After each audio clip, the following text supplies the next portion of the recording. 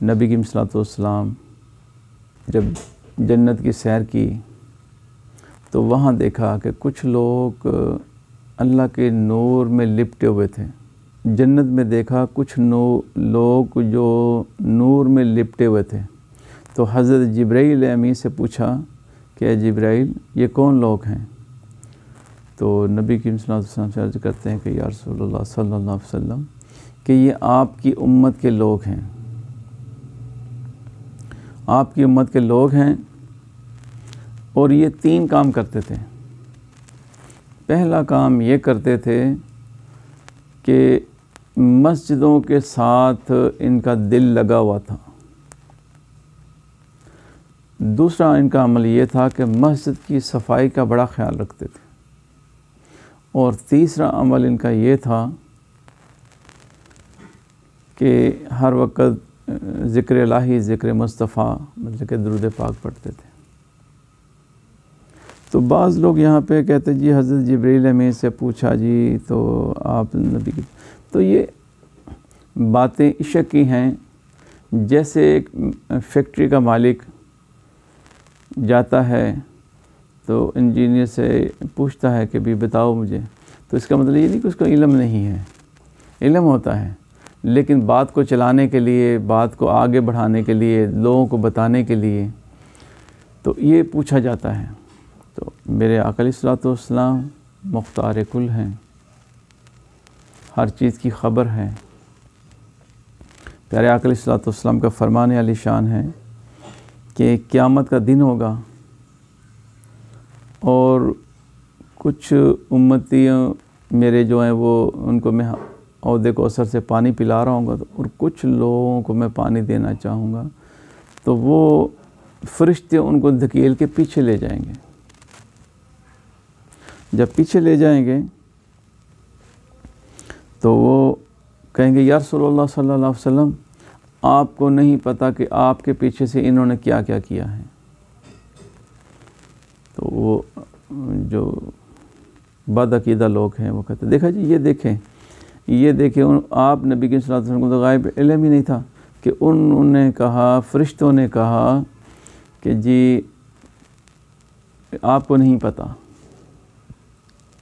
اللہ کے بندے تیری عقل پہ غفلت کے پردے پڑے ہوئے ہیں، دماغ ہلا کے سوچ اپنا کہ وہ جو غیب بتا رہے ہیں وہ کون ہیں اور کب بتا رہے ہیں۔ ابھی قیامت ہوگی، ابھی وہ وقت آئے گا تو نبی کی صلی اللہ علیہ وسلم حوض کوثر پہ پانی دیں گے تو وہ فرشتے دھکیلیں گے، تو یہ غائب نہیں ہے، یہی تو غائب ہے۔ مطلب کہ وہ فرشتوں کو نہیں پتہ ہوگا کہ آپ نبی کی صلی اللہ علیہ وسلم، فرشتوں کو اتنا علم نہیں ہوگا، فرشتوں کو بس اتنا علم ہوگا کہ جتنا ان کے پاس ہے۔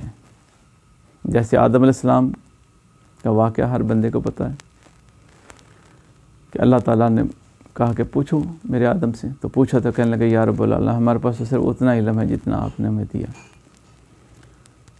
تو اتنا علم تو یہی تو غائب ہے، اسی بات میں تو غائب ہے کہ اللہ کے نبی پہلے فرما رہے ہیں کہ مجھے فرشتے کل قیامت والے دن ایسے میری امت کو کہیں گے اور میں پھر ان کو، اور پھر اگلی بات نہیں بتائی، اتنے تم غائب والے ہو، اتنے تمہیں، تو پھر اگلی بات بھی تو بتاؤ نا، اس کے بعد کیا ہوا تھا۔ تو جب آقا علیہ الصلوۃ والسلام نے فرمایا کہ پانی پلاؤں گا اور فرشتے یہ کہیں گے، اس کے بعد آقا علیہ الصلوۃ والسلام نے آگے ارشاد نہیں فرمایا تو تم بتاؤ نا۔ چلو میرے نبی کے تو غائب توبہ استغفار، نبی کی صلی اللہ علیہ وسلم کے لیے تم بکواس کرتے ہو، تو تم بتاؤ پھر اس کے آگے کیا تھا۔ نہیں بتا سکتے، اتنا ہی بتا سکتے ہو جتنا میرے پیارے آقا علیہ الصلوۃ والسلام نے ارشاد فرمایا ہے۔ تو یہی تو غیب ہے۔ ابو جہل اب کنکریاں لے کے تو آسان سوال تھا کہ ابو جہل نے پوچھا کہ یا رسول اللہ صلی اللہ علیہ وسلم کہ میری مٹھی میں کیا ہے؟ تو یہ آسان تھا سوال کہ مٹھی میں کیا ہے، آپ پیارے پیارے آقا علیہ الصلوۃ والسلام فرما دیتے تو آسان تھا، بالکل سیدھا تھا۔ آپ نبی کی صلی اللہ علیہ وسلم نے اس کو اور مشکل فرما دیا اور پیچیدہ کر دیا۔ کیسے؟ مثال کے طور پہ ایک بندہ کمرے میں بند ہے، باہر سے کچھ لوگ آتے ہیں، اندر والوں کے لیے جو باہر ہیں وہ غائب ہیں، جو باہر والے آئے ہیں ان کے لیے اندر غائب ہیں۔ باہر والے کو پوچھا جائے اندر کون ہے، ان کو نہیں پتہ۔ اندر والے کو پوچھا جائے باہر کون ہے، ان کو نہیں پتہ۔ اب اندر والا بند ہے، باہر سے آئے ہیں، ان کو پوچھا جائے کہ اندر کون ہے، تو بلکہ یہ کہا جائے کہ جو اگر اندر جو ہے وہ بتائے باہر والا کون ہے تو پھر زیادہ مشکل نہیں ہو گیا۔ تو اللہ کے نبی آقا علیہ الصلوۃ والسلام نے ابو جہل سے کہا کہ بھی جو تمہاری مٹھی میں ہے وہ بتائے میں کون ہوں۔ اب مثال کے طور پہ اندر ہمارے پاس ایک بھیڑ، بکری، دمبا جو کہ بیزبان جس کو ہم کہتے ہیں، وہ ہم نے اندر رکھا ہوا۔ تو باہر سے آنے والے کو ہم کہیں کہ بتاؤ اندر کون ہے، تو ہم یہ کہیں کہ بھئی اندر والا وہ بتائے آپ کون ہیں، تو پہلی بات وہ ہماری زبان ہی نہیں جانتا، دوسری بات نسل ہی کوئی اور ہے، تو پھر بھی وہ جاندار ہیں۔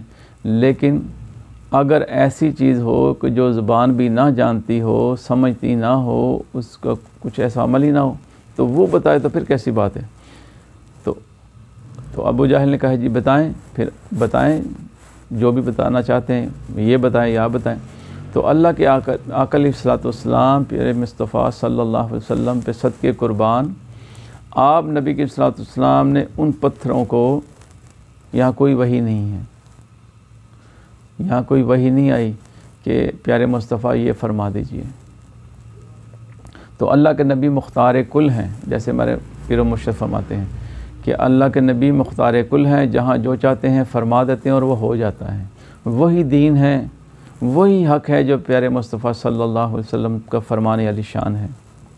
تو آپ نبی کریم صلی اللہ علیہ وسلم نے سب سے پہلے ان کو زبان عطا فرمائی۔ اچھا مثال کے اندر بھیڑ بکری ہے، اس نے بولا تو سمجھ نہ لگی کیونکہ اس کی زبان تو ہے، وہ سمجھ نہیں رکھتی۔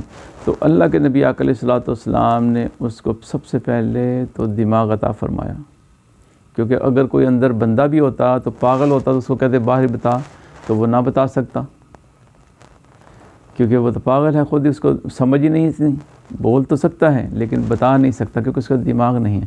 تو وہ جو پتھر تھے اللہ کے نبی نے ان کو پہلے تو دماغ عطا فرمایا، سوچنے سمجھنے کی صلاحیت عطا فرمائی، پھر ان کو شعور عطا فرمایا، پھر ان کو اللہ کے نبی نے زبان عطا فرمائی،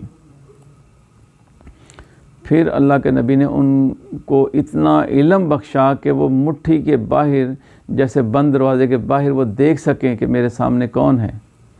تو وہ پتھر جو ابو جہل کے ہاتھ میں تھے ان کو آنکھیں ملی، نبینہ بندہ بھی نہیں دیکھ سکتا، تو ان کو آنکھیں ملی، ان کو زبان ملی، ان کو شعور ملا، اور ان کو عقل سلیم ملی، اور ان کو غیب کا علم ملا پتھروں کو۔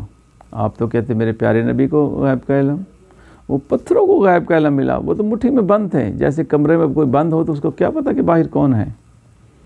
اب وہ اندر والا جو بیٹھا ہوا ہے وہ بتائے کہ باہر آنے والا کون کون ہے، تو وہ پھر ان کو اتنا علم ملا کہ وہ پتھر بول اٹھے، سبحان اللہ، لا الہ الا اللہ محمد رسول اللہ صلی اللہ علیہ وسلم۔ تو پھر اب تو ان کو چاہیے تھا ایمان لیا نا۔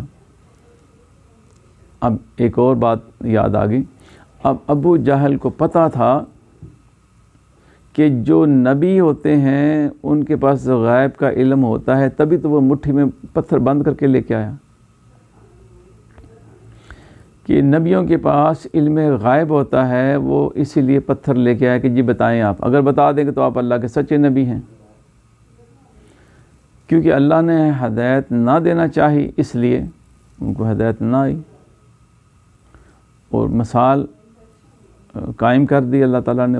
اللہ بہتر جانتا ہے، ہم تو وہاں تک نہیں پہنچ سکتے، لیکن وہ جب ہدایت نہ آئی اس کو، اور وہ جانتا تھا کہ جو غیب کا علم بتائے گا، میری مٹھی میں پتھر ہیں یا جو بھی میں پوچھوں گا وہ غیب کا علم بتائیں گے تو وہ نبی ہوگا۔ مطلب کہ ابو جہل کو یہ اتنا علم تھا، تو آج کے بدبختوں کو ابھی تک یہی نہیں پتہ چل سکا کہ نبی وہی ہوتا ہے جس کے پاس غائب ہوتا ہے۔ جو ہر بات کو سمجھ سکتا ہے، ہر باریکی کو. قیامت تک ابھی تک دیکھیں ریسرچیں ہو رہی ہیں. کوئی چھوٹی سے چھوٹی بات کپڑا جھاڑ کے پہننا بھی پچھلے دنوں میں پتہ چلا کہ اس میں وائرس ہوتا ہے جو سوتے ہیں تو ہمارے جسم سے خارج ہوتے ہیں، وہ آنکھ سے نظر نہیں آتے. تو جب ہم کپڑا اتار دیتے ہیں تو اللہ کے نبی علیہ الصلوۃ والسلام کہ 3 بار آپ کا اپنا بستر جھاڑیں، اور جب کپڑے اتارے وہ دوبارہ پہنے تو 3 بار اس کو جھاڑ کے پھر پہنیں. الحمدللہ میں ایسے ہی کرتا ہوں. اب ان سے یعنی کہ ابھی سائنس نے دریافت کیا ہے کہ یہ جو ہم کپڑے اتارتے ہیں ان کے اندر یا جو بستر ہم جس کے پاس سوتے ہیں ان کے اندر جو ہمارے جسم سے سیل ڈیڈ ہو کے وائرس گر جاتے ہیں، مر جاتے ہیں تو وہ پڑے ہوتے ہیں.